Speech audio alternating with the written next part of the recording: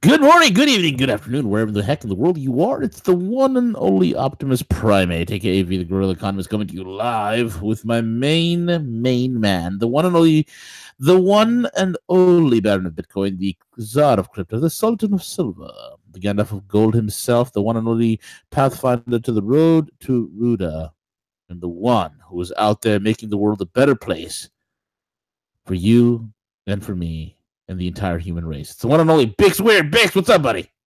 I am so with so much going on in this, like the last 5 seconds. It's killing me to be on, but the hump day must go on. We have probably the last buying opportunity in cryptos for the next millennium. Yes. On the latest slam. But even bigger than that, Clif just released his report. Yay! So it's called Whiz Bang Bang. And it's on his website, halfpasthuman.com. Everybody should go download it and read it before I even get the chance to. Yes. It's going to be a good one. It's going to be a good one. So it's always entertaining that those people out there think, wasn't he supposed to say that sometime in March that Bitcoin's going to be or February so it was going to be $13,000? Yeah. Bix cleared that up. Bix actually solved that problem. Explain to the audience, Bix. How did I solve that problem? Well, when Clif put that report out, that projection, which was like damn near almost it was like practically last year. It's over a year ago. Over a year ago, he put out that report. It's going to be 13,888 during February. Yeah, I mean that was before the forks, man. That was before Bitcoin Cash and Bitcoin Gold. I was trying to add that up, and it came to like 13,8 something. I'm like, well, different exchanges. That means it. And then I'm emailing Cliff. He said, dude, you're completely missing how the WebBot works. WebBot works off the language that's going to be talked about by humanity at that point in time. So it doesn't mean that the markets are 13,888. It's just the language. We'll talk about that. And no, it has, the language has not manifested yet. But I think I have not even looked at this report, but I'll guarantee you it says any moment we're going to look at the takeoff of the cryptos, and this is going to be a big one, like doubling, tripling of most of the cryptos out there. Yeah, which is really exciting, especially because right now there's a coordinated takedown going on. The SEC came out and said we're going to have to look at some of these exchanges, and if they're not licensed by us, so obviously they aren't legitimate. Because everything's licensed by them is so legitimate, Bix. Oh my God, we're getting dueling FUD between we're getting dueling agencies between the SEC and the CFTC. The SEC is all anti because it means the end of their criminal stock exchange and all that. Then the CFTC is all pro because it means the takedown of the criminals that rig every market on the commodities market. So yeah, there's battles going on left and right, here and there. But as far as are the countries around the world going to accept crypto as the next form of money? Absolutely, 100%. And there's been all kinds of articles like today and yesterday. Like Brazil is in the process of using Ethereum to verify all their petition process and laws. The way they vote down there is by petition or something like that. Interesting. I was reading, but they're going to use the Ethereum blockchain for that. Yeah. And so this is just another example. And then Russia came out today, and Putin said that the cryptocurrency regulation will be fully implemented by July 1st. This is the president saying this. Right. The president of Russia is saying this. He's the guy who met with Vitalik. Right. And then you got China, the People's Bank of China, which is like the China central bank, right? Yeah. Spokesman named Yao Quan said, and I quote, "The central bank issued digital fiat currency should incorporate elements of cryptocurrencies." So everybody's saying, "Oh, China's going to ban the cryptos." Now all of a sudden, the Chinese central bank is saying we need to incorporate the cryptos into our fiat money. There you go. Right and the U.S. And the U.S. In the U.S., well, the SEC came out and said they hate any exchanges that aren't registered by them. Oh yeah. Which is fine because we do need regulation at the exchanges. All the exchanges are criminal in the cryptos. We just got used to it. But also, a New York judge came out and ruled that the CFTC can now regulate all cryptocurrencies as commodities, which then begs the question: okay, if cryptocurrencies are commodities, then they can't be securities because they can't be both. So why is the SEC saying anything? It's not their jurisdiction anymore. Yeah. And I love it. Just to add insult to injury, I would not call something like Bitcoin or Litecoin, I would not call that a commodity or a security because it's a currency. Correct. So it should be regulated under the Forex rules and regulations, which means no taxes. Right. There's no taxes on Forex transactions. Correct. There's very little regulation too, but I mean, I would say Bitcoin and Litecoin are much more in line with foreign exchange.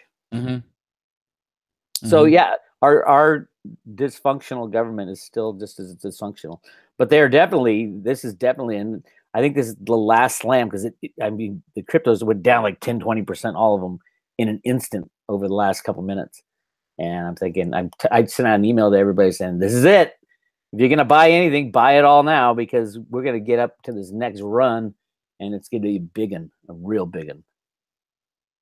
It's gonna be it's gonna be. I mean, this over in the trading room, these guys they knew the turn down was coming, and the gearing up is also coming. The gearing up is going to be big, so get ready, folks. It's exciting. And people say, "Oh my God, Bitcoin's been dead for so long." I'm like, in December, it reached all-time highs. It went up 3x, three times from the middle of November to December. And then now it's only up 100% and people are still bitching on it. It's like, oh my God, you guys, take a breath and, learn how to hodl. Absolutely. Speaking of shakeups, man, and the government stuff, Gary Cohn is out. Yeah. Well, that's a biggie, but it's all, you look at Trump administration, he's booting everybody. But Gary Cohn, he was, I'm still lamenting whole pigs. I just want to let you know that I know. He's so hot, it's embarrassing. But let's start with Cohn. He was the president of Goldman Sachs for a long, long time, right? From 2006. So, but before that, you know what he did at Goldman? Well, Gary Cohn, Jeez, what didn't he do in Goldman? Well, no, where did he get his power and his influence? He was the head of commodities trading from 1990 to 2002. Yep. So he was a commodities rigger, knee deep into commodities, absolutely criminal. And that's why, I mean, if you look at the head of the Treasury, Steve Mnuchin was the head of IT for Goldman Sachs. He was the head of computer rigging. So you got the head. I mean, you have double barrel, and you look at silver today get slammed again back down to 1650. What a screaming buy that is! Yeah, yeah. But Cohn, I mean, he makes like $20 or $30 million a year, right? As the president of Goldman Sachs. You know how much he made just by quitting Goldman Sachs and going to the government? He left in January, so he joined Trump in January 2017. You know how much money he made for that 1 year? I had no idea. It wasn't from Goldman Sachs. It was from the fact that Goldman Sachs paid him out all his stock options, and they're tax-free when you join the government administration because you're required to do it. It was $285 million worth of stock options he got tax-free. Oh my God. Isn't that crazy shit? Like, what in the world, man? I'd be raising my hand. Hey, pick me as a government employee so I can, sell all my stock that I've been, hoarding for so long. Right. That was definitely a setup. I mean, that's what would that be for a guy like that? If he really paid taxes, it should be in the neighborhood of. He's worth 300 mil already. He's almost $1 billion. Yeah. So a tax break. He doesn't have to pay about $140 million in taxes just by joining the president's advisor, as the advisor, whatever, his economic advisor. Jesus. Okay, but Wow. let's talk about I mean, that was pretty big shakeup. Trump's, everybody's like, oh my God, what's he doing? He's talking about guns now, and talking about taking guns away before he even goes to the law. He's talking about huge sanctions everywhere. He's gone completely the other way. What's happening? And you see, Hope Hicks is gone. The hottest member of the Trump administration is gone. Yeah. And it was all because of her affair with that guy Rob Porter. Oh God. It was a wife beater, apparently. Oh God. And then they're trying to get rid of Kellyanne Conway. Okay, what's her story? She was. They're saying because she went on a television show and supported, the Alabama, that race, that Yeah, the debacle. Because she supported one side over the other, she's in violation of some act that the sitting administration can't say anything positive. And it was funny because it was a CNN interview, and they kept egging her to say it. And then Jared Kushner is going to be gone. With Ivanka is going to be gone. Thank God. I was waiting for that to happen. Please tell me some good news. If you look at it, Trump is purging everybody except the military guys in there. All the generals are running all the departments now, and I think he's getting ready for the final blow against the criminals.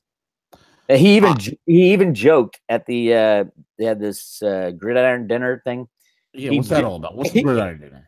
Oh, that's like it's a dinner they have every year, and they invite the president. Right. But it's one of those things that they don't there's no filming it, no recording it, or anything like that. So Trump gets up there, and it's kind of one of those things you can say anything you want and joke around. He says something about, the next person to leave is probably Melania. And of course, CNN jumps on that. Oh my God, he's getting divorced from his wife because he's sleeping with a Thai stripper. It is insane. But I do think Trump's obviously Trump does all this stuff on purpose with the shakeup, and I think we're getting to a point where he's going to have only military generals reporting to him, because we are at that point where you can't send these criminals to the regular court justice system. Right. You're going to have to send them to Guantanamo, which they've already rebuilt and is ready to go. And there's going to be military tribunals for them and all this stuff. And the facts and the evidence will be so shocking to the American public that they're not going to mind keeping the Clintons and Podestas in Guantanamo, or the Bush family, or Rockefellers, Rothschilds, whoever they end up sending over there. It's a tough slog for me, Bix. I'm just frustrated. I'm borderline depressed these days. Oh, come on! This is the spice of life. This is good stuff. It is fine, right? Fine. What would we be doing if all this excitement wasn't going on in Washington? If Hillary was there, we'd probably be dead by now, or we'd definitely be silenced. Hillary, I'm telling you, I had my bags packed, man.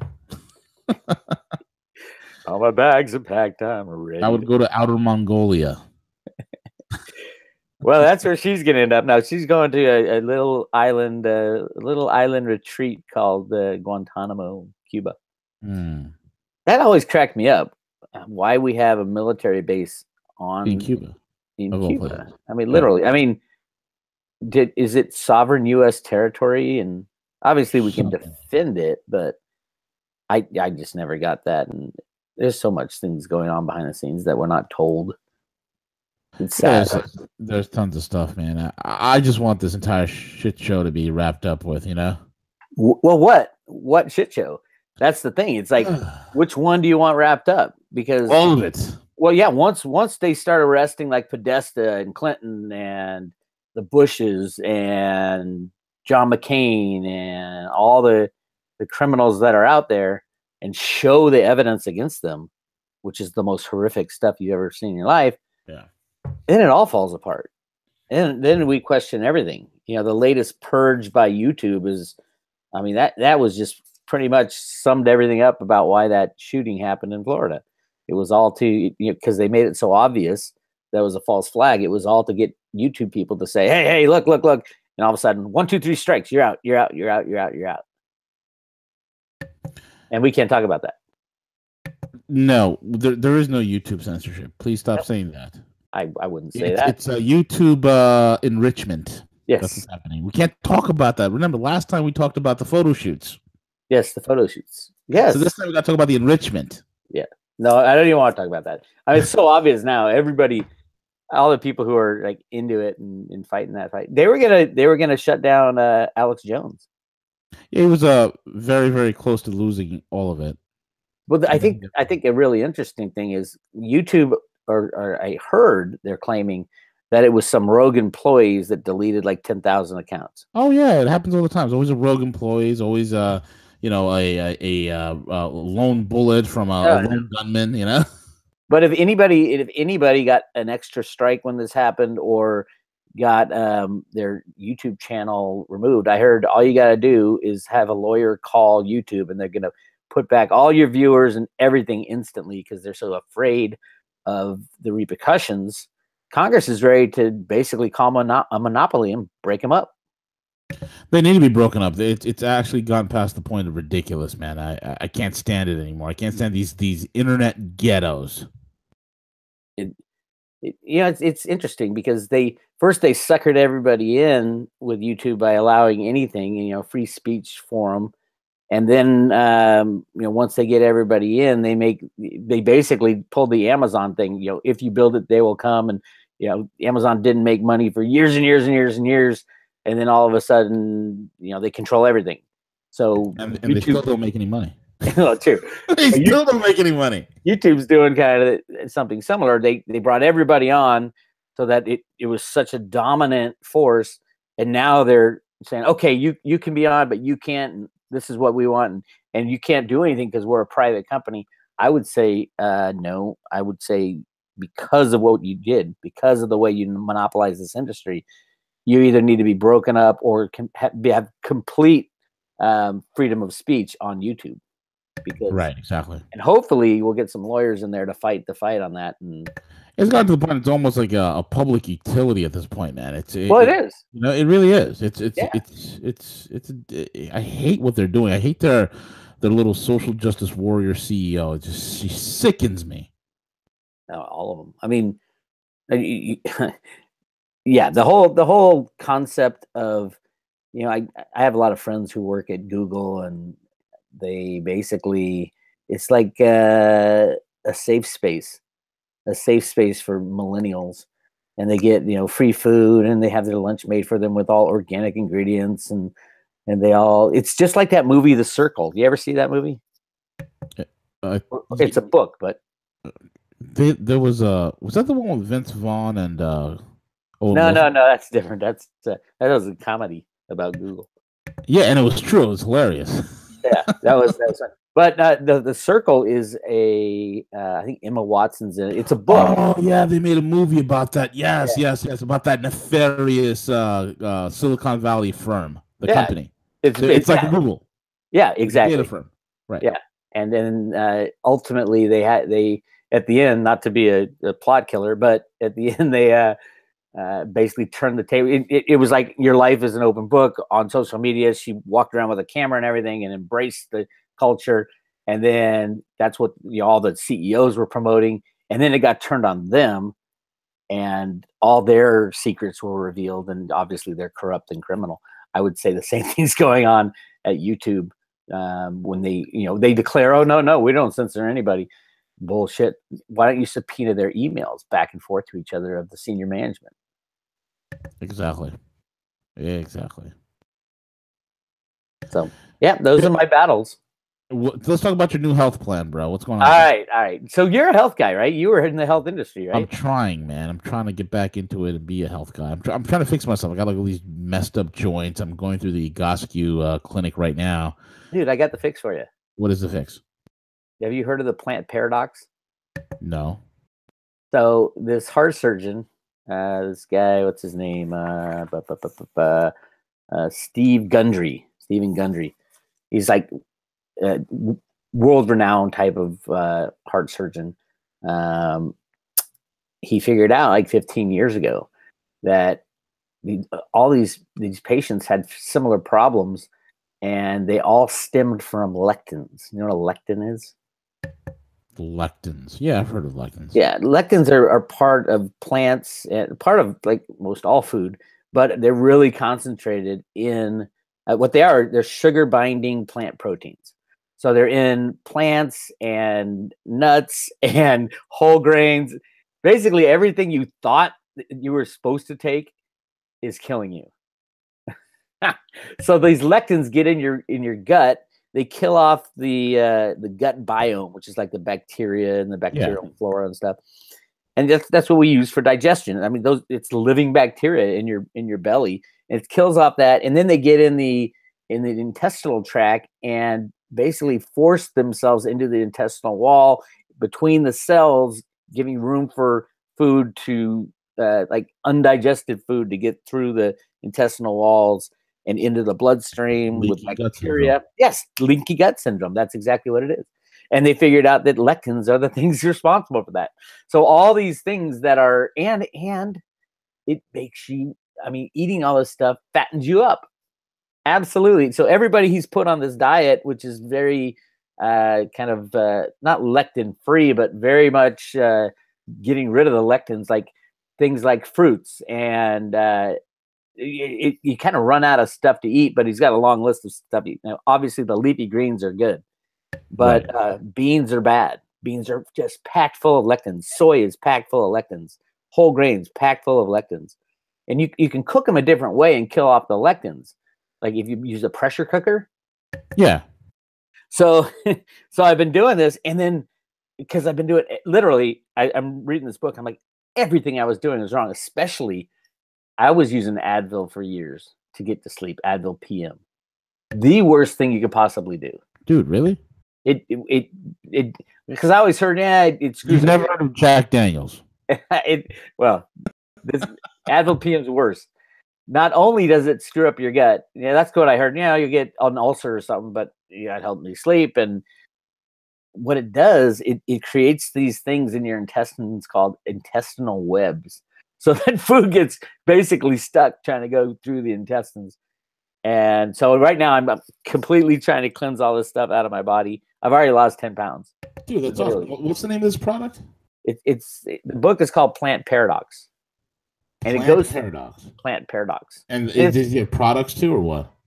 Yeah, they have supplements if you want to do the supplements, but it's mainly changing your diet to remove lectins. I can still have my grass-fed steaks, right? What was that? I can still have my grass-fed steaks, right? Well, yeah, grass-fed, but not corn-fed. See, that's the thing. A big part of what he talks about in the book is you not only you are what you eat, but you are what your food ate too. So all these corn-fed that's correct. Cows and hay fed or like oats and wheat fed cows, not good because there's lectins in that stuff. So it's just crazy. So I'm giving it a try. All this kind of for me sprang from the Anarchapulco conference, where it was all about anarchy, and overthrowing the government, but there was a lot of stuff on health. And I knew I was unhealthy, but I didn't know. But every time I tried to cure it, it wouldn't work. Because I was going to fruits and vegetables and grains and all these things that are very high in lectins, and it's the lectins that were basically killing me off. So if you got any pains, I mean, and he goes through a lot of the symptoms that people have when they come to see him. Besides, he's a heart surgeon, so a lot of coronary, like he said, people ready to die, but want to do anything not to have heart surgery because it's so damn risky. And he's like, well, you can try this. You can go on a lectin-free diet and see what happens, because I've had people do it, and almost everyone to the T, just everyone to the T, has not only gotten rid of their problems, lost a ton of weight, and no longer anything. I mean, from cancers to all kinds of stuff. So the pharmaceutical industry does not want this information out there. The health industry does not want this information out there. Yeah. Nobody wants this information. It makes a lot of sense, bro, now that you say it. I mean, when you look at like lectins, I know, look, here's the deal. I mean, when you look at certain beans and certain plants, in their raw natural state, they have always evolved to be very dangerous and toxic to humans. So our ancestors never touched it, they never messed with it, whatnot. It was a survival mechanism. It is a survival mechanism. So, because, thanks to modern agriculture, modern technology, a lot of the harmful stuff that it won't kill you overnight kind of deal, we kind of bred out of these plants. But these certain lectins and other types of, phytates and whatnot that are still left over, these are still going to be affecting your health in some way, shape, or form. Now, it's fascinating what you just said, man. The Plant Paradox by Stephen Gundry, right? That's the guy? Yep. And the other thing he said is that with the modern shipping container infrastructure, we get foods year round now.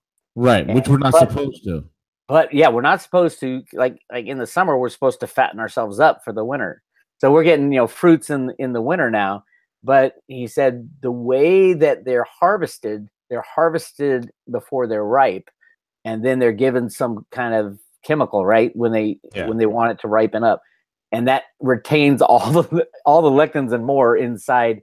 Even you think the fruit's ripe, and you think, oh, this is cool, but yeah, it came from El Salvador or South America or from Africa or wherever it came from, and you think, well, I've eaten these before, but the lectins are highly packed in there because of the way it was processed with this, shipping it before it's ripe and then ripening it with what do they use, like gas to ripen it? Carbon dioxide. Is that what it is? Yeah, they spray the oranges and stuff with carbon dioxide. Yeah, but it absolutely it makes these things little lectin bombs, and that's what's killing us. And those lectins get in your intestinal lining and crack open the intestinal wall, so other undigested food and bad stuff gets into your bloodstream, and it goes right to your heart. And that's where he went roundabout. He started as a heart surgeon, and then figured out, oh my God, I can put myself out of business by sharing this information with the world. That's the definition of a true doctor, a true healer. You're going to fix something, you're going to cure something, and you're going to move on to other things to conquer. Yeah. I just got to get used to, either carry around with me a list of good foods with small amount of lectins versus the bad food. And what he says also is the body is very self-healing if you stop feeding it with shit. Yeah, poison. So exactly, it's not necessarily, you just got to stop putting this in, and then your body's going to heal all its ailments. So you're saying I got to cut back on the New York pizza? The breads are an issue because I love bread, I love sandwiches and all that. But there is Clif High is working on he was saying the other day he's working on sourdough because the yeast eats all the lectins. Yeah, because that's what happens, man. Like when you look thousands of years ago, people had no problem with bread because they would actually let the fermentation process happen, which causes the breakdown of the actual wheat germ itself. The phylates, the phytates, these things that are the allergens. It breaks it out all down. So when you eat it, you're fine. Nowadays, it's like, instant wheat, instant yeast, instant this. It's all garbage, and it's causing allergies and gluten intolerance and all that other stuff.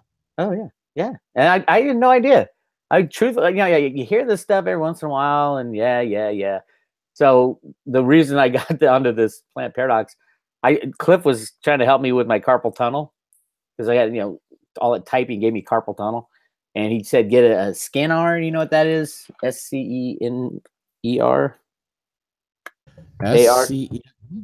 It's like, when you have a surgery, they put these little electrode things to stimulate the repair of the area.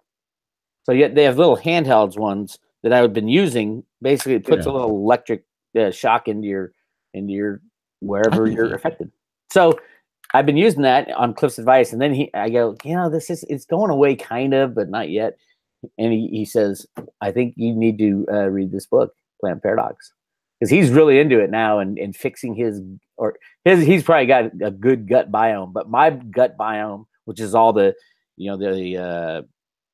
intestinal bacteria and flora in your belly that helps digest food and put it in the right place. Mine is just crap. So I that's the key. What I'm working on now is over time, you can get rid of the bad stuff and then replace it with a new form of bacteria that is good for you, supposedly. So, but Clif's been doing that for years, and I kept asking him, like, because he's been taking these tonics and all this stuff. I'm like, what are you trying to do then? He's like, well, I gotta change the biome in my belly, in my gut. That's where all the key to all disease and longevity and all this stuff is, in the gut. Because when you think about it, you're eating something or you're drinking something. There's only a few places it goes. It goes down your throat. It goes into your belly. It goes through the small intestine first, and then the large intestine, then out the rectum. So it's like, in that process, in that space, is where hopefully you'll absorb the good things and expel the bad things. Yeah, exactly, man. Interesting. Yeah, this is what I've been working on lately. Dude, I think it's important. I think, it makes a lot of sense, especially, those who've been following paleo or the blood typing diet. I mean, there's always nuggets of truth. And I think this plant paradox stuff, it's kind of close. It fits right in. I mean, there are certain things. Look, one man's food is another man's poison. There's certain things that you just cannot eat because you're not genetically designed to eat them. And yet we do it because it just tastes good. Oh, yeah. And if you think about it, like, the European diet is much better than the Western diet, the U.S. diet, because if you think about it, we've only been here for what, 500 years? Yeah. And even better than the European diet is the Eastern diet, which is way better. Well, yeah, a lot of fish oils. Exactly. Eat Eastern and you'll be fine. So a lot of, Japanese, a lot of Thai, a lot of Indian, a lot of Malaysian. No brown rice. That's nothing. I always just go, oh, brown rice is better for you. No, it's not. Just get some basmati, you'll be all right. Yeah, there you go. Yeah. Although, theoretically, with brown rice, if it's cooked in a pressure cooker, it kills a lot of the lectins, apparently. Or doesn't kill it. It destroys or disintegrates. I don't know what it does. Because it's a protein. You can't kill a protein because it's not alive, right? Exactly. So I all I know is, so far so good. I've lost like 10 pounds. I can't wait to see you. You're going to look so svelte. Wait till you see me in the beach of Acapulco next year when you go to the Acapulco conference and you reveal yourself. I'm coming with body armor and a flak jacket. Oh, that was you. That was me. You're gonna take a flight through Florida, right? That's it. That's what we do. Bix, thank you so much, my man, for being on. Dude, plug your site and any sort of goodies you're offering this time around for the listeners. roadtoruda.com. I am now giving away 10 Theta tokens, which is an unbelievable crypto that is going to revolutionize broadband. So Theta tokens are going to be awesome, and I'm giving away 10 of them at roadtoruda.com with the silver coin. And I just want to give a heads up. We're doing the Three Amigos video, myself, Clif High, and Jason for tomorrow at 10 a.m.